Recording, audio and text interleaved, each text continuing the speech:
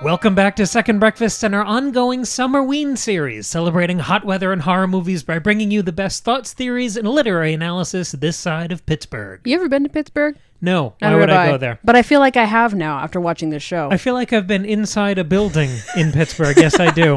For 15 straight hours. So, we binged a show, which is something we love to do. It's one of the things we met doing. Early days, House of Cards, Orange millennials, is the New Black, early 2010s. Downton Abbey. It was good stuff. But it's been a while. Mm-hmm. So we finally got to watch The Pitt. Yeah. And we watched the pilot. We were saying we were going to audition a few shows. We watched the pilot and we locked in like we haven't in 15 years. I was going to say, I haven't locked into a show in a really long time, which is strange because I feel like we have so much good TV now. Oh, yeah. But I don't know. I feel like lately I've been doing a lot of rewatching because nothing is hitting. But this hit, and it hit hard. We binged this in a week, maybe? I want to say a week. Yeah, and it's 15 episodes. Most shows are like afraid to do 10, yes. Like this or was unable to do 10. Exactly. Yes. It was an incredible show. My absolute highest recommendations. So good. One of the best things I've ever seen. Mm-hmm. It's up there. But that's not really what we talk about. My hunch, and I want to preamble this way because we are still doing Summerween. My hunch is that this is a work of horror. Okay. And as I was fun. I was pulling images for the YouTube version of this episode. And a lot of them had a lot of blood. A lot of blood-splattered doctors. There's a lot of blood in this show. So if you look at, what counts as a work of horror, one way to measure that is blood. Yeah. Another is death, fear, pain, screaming. By all of these Tension. metrics, Yeah, this is absolutely a work of horror. That's so fair, which is so funny because if on its face, if you say like, what genre is this show? I would say like drama. Horror wouldn't even cross my mind. Like I might say, like depending on who I'm talking to, I might say if you're squeamish, watch out. But I would never talk about this as horror. But you're building an interesting case, and I'm interested to explore that idea. That sounds fun. Because there's more to it as well. It's not just about how many gallons of blood. In the same way, whenever horror movies brag about how much blood they have, that isn't what makes them good. Right, because like I wouldn't say Grey's Anatomy is horror. You know what I'm saying? No, but there is a way to exploit the traditional medical genre for the same kind of depth that horror usually has, where it can Trojan horse this level of emotional depth, a political capacity that metaphor and allegory and horror has always excelled in, while also provoking a level of visceral reaction that almost no other genre can manage. Oh, I think that's so fair. Yeah. This hit like a horror movie. Well, and that's why I like horror so much. I've probably said it 1,000 times on this show. Nothing affects me like horror does. Like I can get so into horror in a way that I can't in any other genre. So I'm totally with you here. And that visceral reaction that I'm talking about I was literally like white knuckling through half of this season. Yeah, right. I want to dig a little deeper into that because this show is completely overwhelming. Yeah, it is. We've both seen medical dramas. You can't grow up in America without having seen some sort of medical procedural. Yeah, of course. Whether it's Grey's Anatomy, whether it's me being raised with General Hospital. House. Half of the shows are about doctors and the other half are about cops. That's how network TV works. So everyone's aware of this format, which should make you believe that it's less effective for most people, that we're kind of inoculated Yeah, we're to desensitized, right. But this show was so completely overwhelming and then some. And a lot of that is down to the format. Episode by episode, the way it stacks patients on top of you. It gave me at least this feeling of endlessly collapsing dominoes. Right. I felt so stressed. And not only was I stressed for myself, putting myself in this impossible position that I could never do, but also thinking about the characters because the character work is so good. And so I'm so stressed for them. There's this great scene in episode 5 where Robbie just keeps trying to go to the bathroom and he can't. And I'm like, this poor man has to pee. And that's dumb, it's not that serious, but his job is so busy and so intense and so important, that he can't even take a second to go pee, and it takes a man 10 seconds to pee and he can't do it.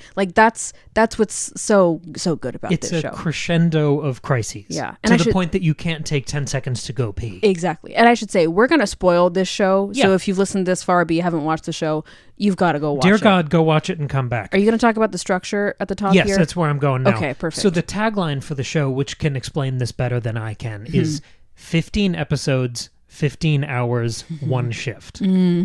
So it's a combination of the medical thing and 24. Yes. That's the central conceit of the show structurally. And it's in an ER, if we didn't say. So it's Yes. ER doctors working a 15-hour ER shift. So it's all happening in real time. It's messy, it's chaotic. It's also very organized because it's the same amount of time passing in each episode. Yes. But the show is basically 1,000 ticking clocks. As all of these emergencies pile up and overlap, it blurs into this like static tension that is electric to watch. And this is where I want to pivot it back to horror for a second. Okay. Because so many people die on this show. Yeah, so many. You think there's going to be like one every couple episodes, we're going to build to it, get to know the patients, get to know the family, and then that happens, and then that person dies, and then the next episode, like 8 people die. Right, like immediately. Right. Yeah. It's making a this whole first season feels like a mission statement about what these shows can be and what the world is actually like. Yes. There seems to be a really intense commitment to realism here. And I'm saying that having never been to an emergency room, much less been a doctor or really known a healthcare worker. But to me, it feels very true to life in that it is random and senseless and beautiful and silly and sad and tragic and awful all at the same time. Like, it feels like they're really, it feels like they did their homework and consulted with real doctors. I mean, the amount of medical jargon that is thrown around in this show. It's half the dialogue. And the amount of like, the lack of explanation of that medical jargon, I so appreciated, because so many times, I mean, understandably, like most people don't know medical jargon. Like, I appreciate you wanting me to understand what's happening, but it takes me out of it when they're like, we're going to have to do, he's having a pulmonary embolism. Oh, you mean a heart attack? I don't even know if that's right. But you know what I mean, right? Like, of course, a doctor doesn't need to clarify that means heart attack, but our little, normal human brains do. But this show doesn't waste its time with that. It uses good writing and good acting and performances to help us understand what's going on. So it doesn't matter that we don't understand the jargon. That's really well said. It's context clues. Yeah. It doesn't need to slow down and explain itself. Because they don't have time to slow down and explain themselves.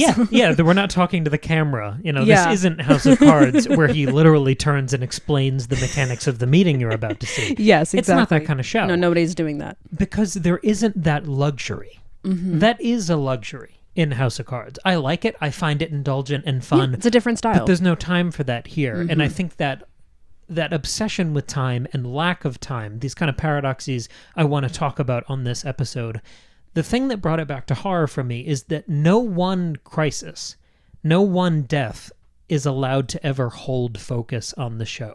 And we've talked about horror. We've talked about, we spent years talking about death in the context of Game of Thrones week by week, going through those chapters and how that entire series is an endless and intense meditation on death. Same thing in The Witcher. We're like death experts as far as podcasting goes and literary analysis. Sure, yeah. I loved so much that no one death was allowed to hold focus or take the narrative spotlight where the whole world dims and fades away and we just focus on that can't happen because there's always another patient around the corner. No, there are multiple scenes where they're trying to have a moment of reflection and debrief and like, hey, let's acknowledge that this particular patient death was really, really tough on our team, but they don't have time because they get interrupted by another crisis that they have to go solve. In the same way, the first time Robbie tries to rally the troops and give some sort of speech that will help them make sense of whatever horror has just occurred, he's interrupted by the next horror occurring. Exactly. Again, that felt like a mission statement. And I love it because that reality,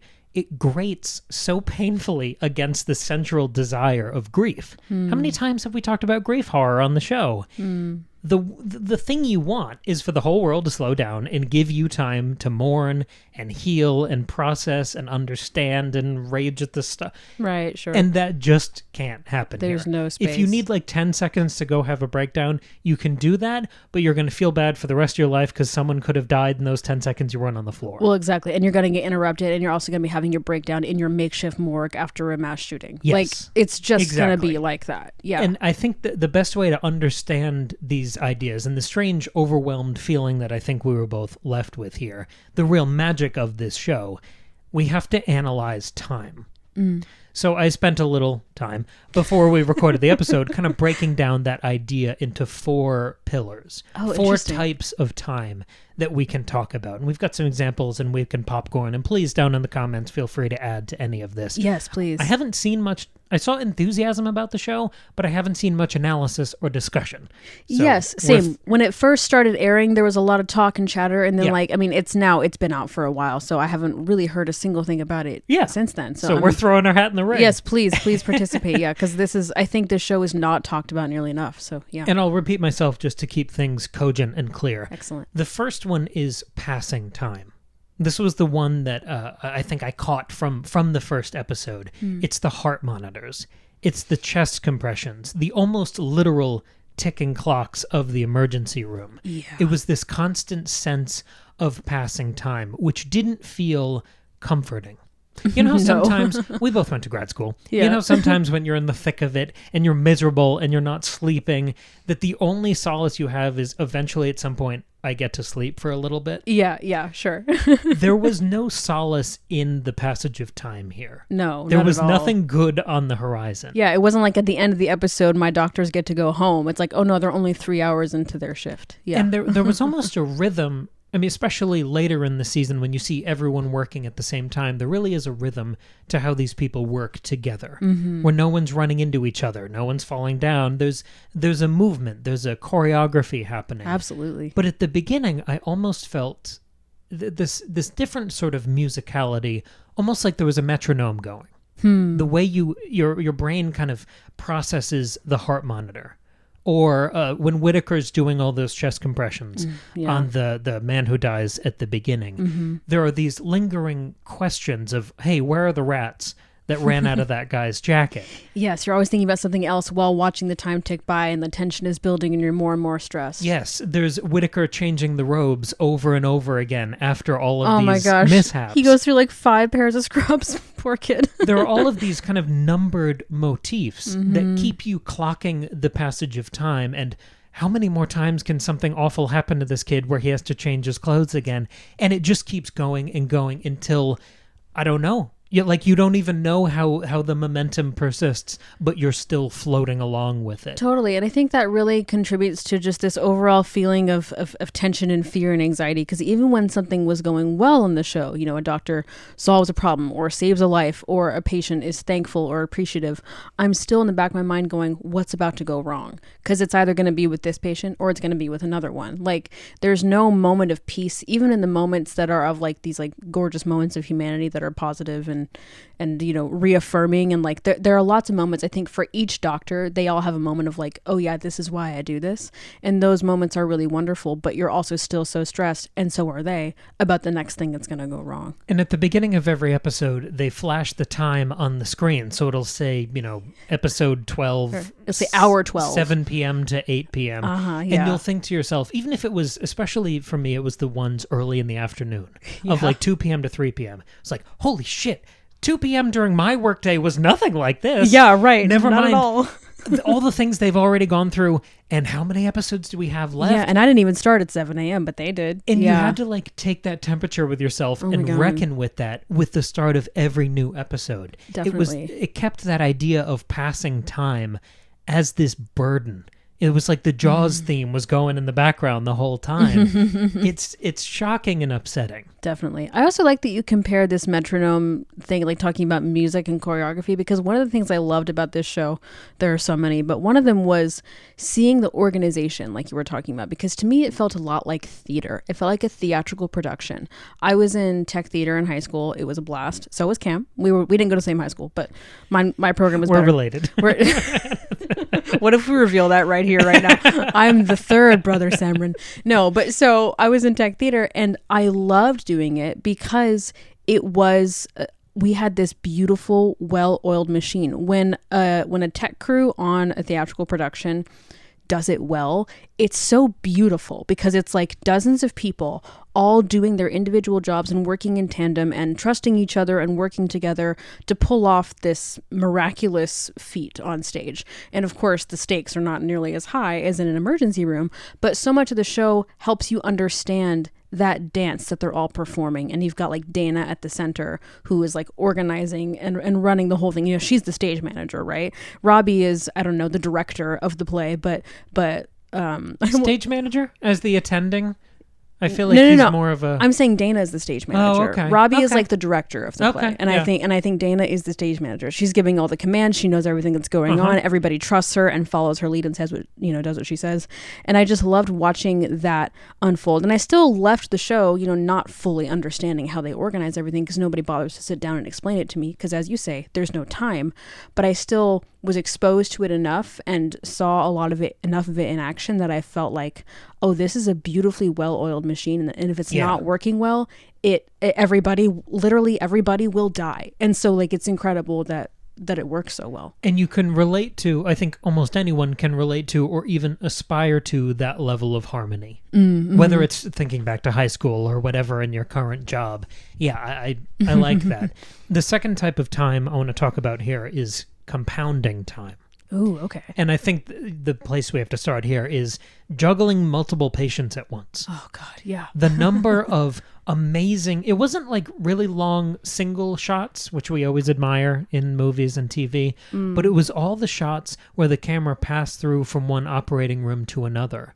And it was this convergence moment where all these cases, surgeries, emergencies were all happening at the same time. And then when you would follow someone like Robbie, who was to check in on all of these different disasters, it was the idea that any time he spends on one case is time away from another case. Yes. So it's this pressure and almost opportunity cost of compounding time. Certainly. And I think that the show builds that up really well, because we spend the first like 12 episodes, having all that happen on a normal day. And then of course you get the mass casualty. And so it's like that concept of every moment away from one patient with patient is a, moment away from the other. That compounds, like you're saying, and is like to the extreme when they receive all the victims of the shooting. And because we see it over and over, like even like if you're just in the wheelchair next to the other patient, while you're looking at one person, the person right next to you is passing out, because there's so many people and it's so critical and dire. I've seen people celebrate this show for just the core competency of its characters. I think it's something we all like. I think it's why people like watching professional sports, why people like live music. We like watching people who are good at what they do. Yes, it's always so magical to watch. Especially when it's complicated and technical and very outside of the general wheelhouse. Yes, for sure. So through the course of the show, even with the med students, you're kind of basking in the competency of all these people. Yes, right. And you see even someone like Whitaker, who it's his first day and he's a little bit deer in the headlights and he's kind of humble and nervous. You see through the course of the show how he learns and grows more confident. And just as you're getting comfortable with, these people are ready, you get hit with the mass casualty event. Yes, right. And it's the way, for me, the one of the moments that really clicked with the show was when they started almost losing patients just because of the sheer number they were juggling. Yeah, where right. you would see people like Whitaker and Santos, where they were juggling between all of these patients, and then someone would walk by and see that the patient, their mouth was askew and they were kind of slack-jawed, right. And you'd realize just in the maelstrom of things, you might be about to lose a patient. Yeah. But it wasn't, in episode 1, we would have thought, well, it's because they're a student doctor and they're not competent yet. Right. But we've gotten to know them and we know how attentive they are. Yes. And it was just the sheer numbers and that they can get overwhelmed too. Exactly. Yeah. It's such beautiful character work. We're going to talk about this later, but the show's about medicine as much as it's not about medicine. Right. And I loved just the character work in every moment of this show. Me too, yeah. The third type of time I want to talk about here, very related to the last one, is lost time. Oof, okay. We spend so much of this season in the waiting room. Yeah, looking at the endless tide of people. Oh my gosh. Furious and desperate and scared. Yeah, of course. In the waiting room. Vulnerable, yeah. And we spend a lot of other time in flashbacks. or hearing these recollections about previous or lost patients and the cases that haunt our various doctors. And like you said with the mass casualty event, the way that is thrown into overdrive in the back half of the season, lost time. When they're slapping wristbands or slap bands, whatever you call them, onto each incoming victim. The color coding. To see how, do they have 10 minutes where we have to intervene or they'll die? Do they have an hour? And the way you have to crudely... I mean, they were doing like roadside surgeries. Right. And I think they said they had to evaluate each patient in 10 seconds. Yes. They only had 10 seconds to decide what zone to send them 10-second treatments. Yeah. And that's why when Robbie has a 1 minute long breakdown, he feels like he killed 5 or 6 people. Yes. Right. It's lost time that haunts them as well. Throughout the season, the sheer number of deaths that happen in that cartoon animal room. Oh my God. And every time it brings them back to all of the previous deaths. You can, even by the end of this one season that we've spent with these people, we can see every location in the show and we think of all the emergencies that have happened there. So you have to think of the sheer amount of ghosts and memories and deaths and buckets of blood that haunt every square foot of this hospital for all of these tenured doctors. If you want to talk about horror, that's what Haunting of Hill House did with hiding ghosts. That's what Insidious did with hiding ghosts. This is just another representation of that, but we're getting all of those little backstories. Oh, that's so true. And I think you can extend the lost time. I don't know if you're going to get into this with your fourth pillar, but I think you can extend it to all the deaths, but especially the deaths of young people, because we had so many instances of people dying well before their time. We had an old man dying and his adult children watch him die. And that was horrific to watch and so devastating and sad, especially as a person who just lost her grandmother. But then watching kids die, talk about lost time. And you can see how much that weighs on all of the doctors and even thinking about the girl who drowned, not only does she lose the time that she could have had, as a person living a full life, but you're thinking about how long was she at the bottom of the pool? Could she have been saved if they had brought her in 10 minutes earlier? Or thinking about the boy with measles and the parents don't want to do the spinal tap and he's only got so much time before they can do it. There's a constant preoccupation with we can't lose time, or we are losing time, or we have lost time. It's constantly on our minds. There's a strange kind of parallel track going in the show where the more emergencies and almost puzzles, if each new case is sort of a puzzle, the more puzzles you see the doctors solve, the more competent you think they are. Yeah. The more impressed you are, the more you trust and have faith in them that they can handle whatever new disaster walks through, But you also get more of an understanding that they have absolutely no control over anything. Right. You're increasingly trusting in their competence while seeing their total lack of control. Right. They are doing their very best in an incredibly chaotic situation. And it's them sort of, I think for a lot of these young doctors, it's them coming to terms with, there's a lot of this that I cannot control. When Whitaker loses that first patient of his, he of course feels so guilty. He's like, if only I'd been watching him, it's my fault he died. And I forget what the medical reason for this is, but the other doctors reassure him, no doctor could have saved him. The thing that happened to him was so weird and so unpredictable and so out of your control. There's nothing you could have done. And that's so scary. And it's so not narrative. I'm not suddenly better at my magical doctor job because someone I know is in the hospital. Right. Or because it's a subplot that we've spent 3 episodes with. Or because I had a heart condition patient last hour, so now I know how to do this one. It's not like that. Or because it's a kid. They refuse to ever go to narrative, too easy, too convenient, too fantastical with any of those plot lines. The fourth pillar that I want to play with here is impending time. Oh, geez. Okay. And this was the thing you and I talked about constantly watching the show is, this is 15 hours? 15 hours. How does anyone do this once? I know. Never mind every day. And to be fair, we did learn over the course of the show, their shift is supposed to be 12 hours. They end up staying longer because of the casualty. Better. Oh, well, then anyone could do that. But so even the fact that, number one, doing a 12-hour shift of anything is exhausting, not to mention doing this. And then also it lasts 3 extra hours because there's a mass casualty at the end of it. That's Could insane. you do 1 hour of this a day? No. Okay. I would cease to exist. Neither could I. I would not survive. And I love how the show grapples with this and reckons with this constantly. Yes. Because you'd think, especially on a show that is so character-driven, where you imagine, because it's coming from the world of procedurals, I know it's not a procedural, but it's inherited from that genre of medical shows. Yeah. You think, okay, big character moments happen in finales and premieres. And in the middle, it's just an endless sea of patience. But I loved that in almost every episode, a principal lead tried to quit. I know.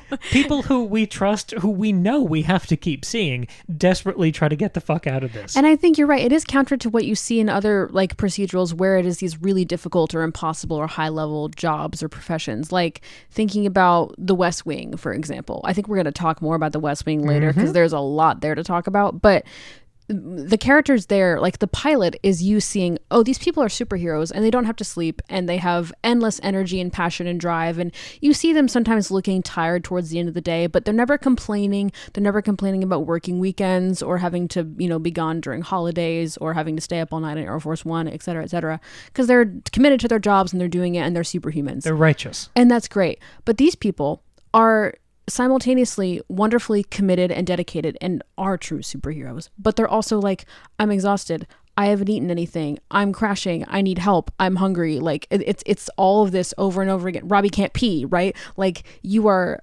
attuned to the realities of what it would be like to work a 15-hour ER shift. And the biggest knock, not to get into it too early, but the biggest knock on The West Wing was always that these people were so altruistic and pure and true and valiant. Right. And I think one of the best qualities about The Pitt is that every single character is deeply flawed. Yeah, they all fuck up at some point. They're as competent as they are flawed. Human. Yes, Yeah. human. That's the perfect word for it. So it's not just half the cast trying to quit. It's also the night shift coming in. Yeah. Which you think on one hand is, oh, good, that's some relief for our characters. But then you think, well, that's a whole other group of people who have to go through 12 hours of this. Yeah, they're about to do this all over again. And they keep alluding to how the crazies come out for the night shift, and it's a whole other thing they have to deal with. And at the end of the season, when our day shift is leaving, the waiting room is full. And they're like, we're never going to get ahead. We're always going to have people here. It's the weight of tomorrow, which, back to that kind of grad school anecdote, used to be, been a comfort in my life. This too shall pass.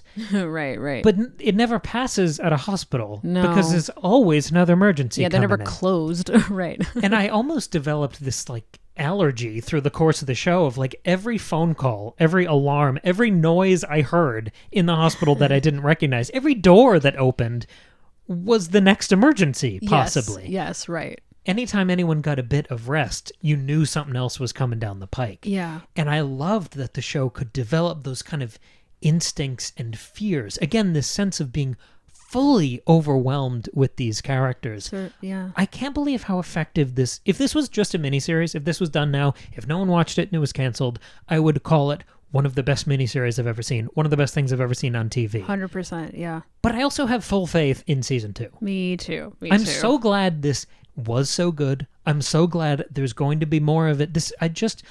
I don't know. I love being in nothing in this world makes me happier than celebrating prestige drama on TV. Me and too. that's what we're doing today. I know, it's so fun. I like your pillars of time here. I think because it's like you think about this concept and this structure, which 24, of course, famously did, 20 years ago.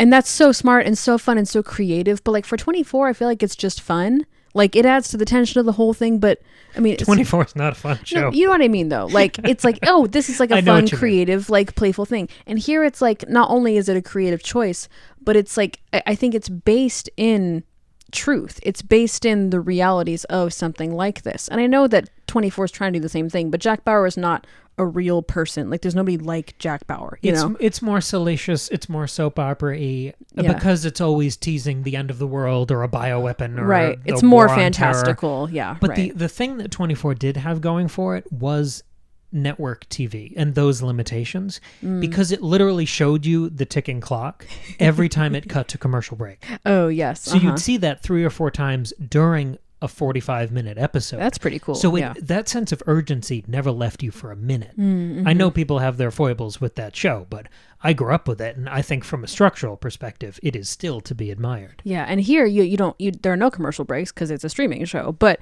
even still the whole time there are moments where you forget that it's real time and you just think, oh, I'm just like really immersed in this drama. But then every now and then, you're right, this impending time thing you're talking about, you have a moment where you're like, oh, this is only 45 minutes of this hour. Like, there's still 15 more minutes to go. What else is going to happen? And then also, there are 10 more hours after this. Like, it's a lot to comprehend, and it's horrifying. That's the best way to describe it. Yeah, and I feel like this conversation about time in sort of this academic context in the last 10 years has mostly revolved around Christopher Nolan.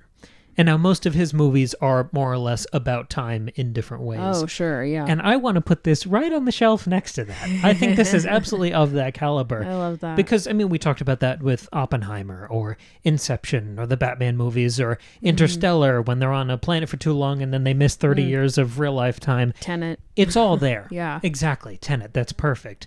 But to have this kind of gradation of passing time, compounding time, lost time, impending time, I loved that there was that level of depth there, while it still felt so simple to consume.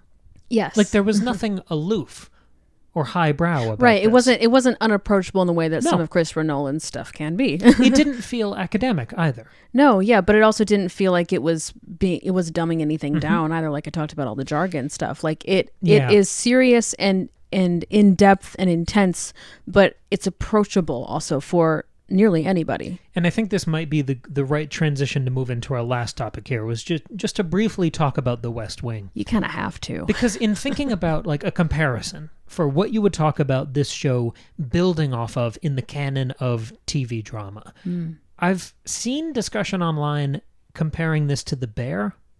Oh, okay. I guess just in terms of it's stressful, quick. Ensemble cast, deep character work. But I think people say that having not seen The West Wing.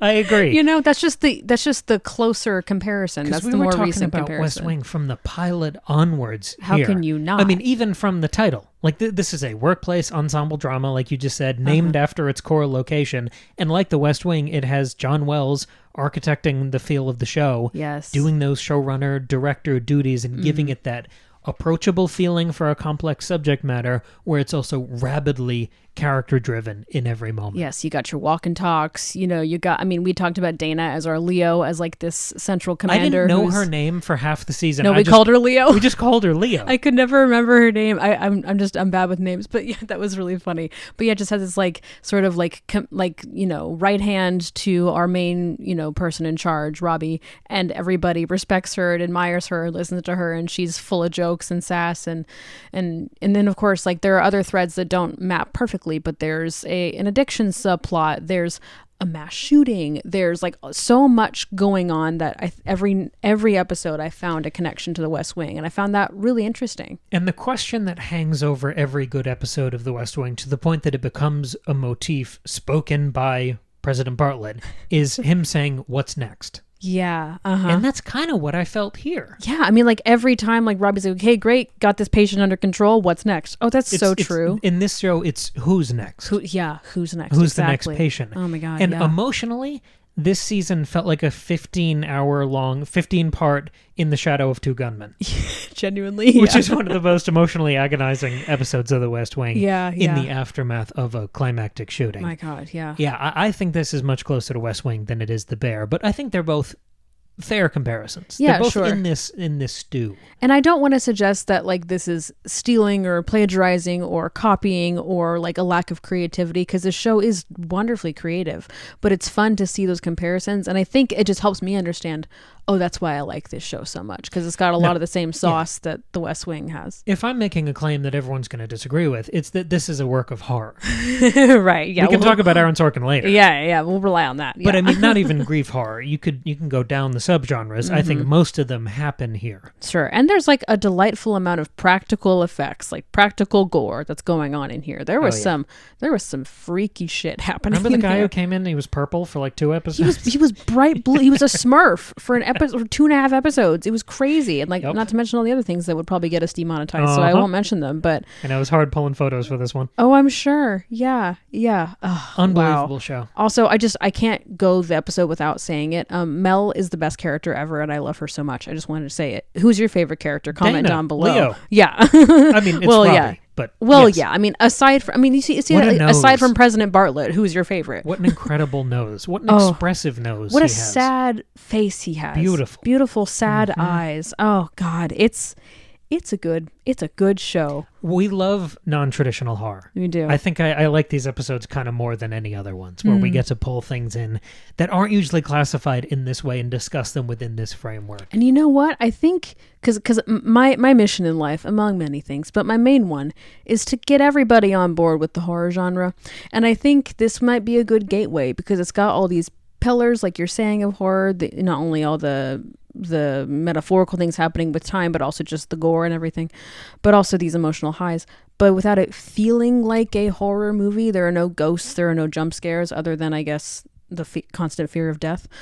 So if you got someone in your life where you're like, hey, I want to get you into horror, I think this could be your sneaky way, without telling them, of getting them into horror. I want to ruin a week of your life. I know. I want to tell everybody about the show, but I'm also like, hey, it's gonna ruin everything. Can you handle this? It's gonna make you so sad. Yeah. So buckle in. Like, it's like recommending The Haunting of Hill House. It's like, well, do you want to feel just the worst emotional highs and lows you've ever felt? Because that's gonna be the show. You know what won't make you sad is our catalog of bonus episodes on over Patreon. on Patreon. We do have a Patreon. It's $2 a month for that low price. You can, of course, get the satisfaction of supporting the show and access to 2 bonus episodes every single month, plus the whole back catalog of bonus episodes.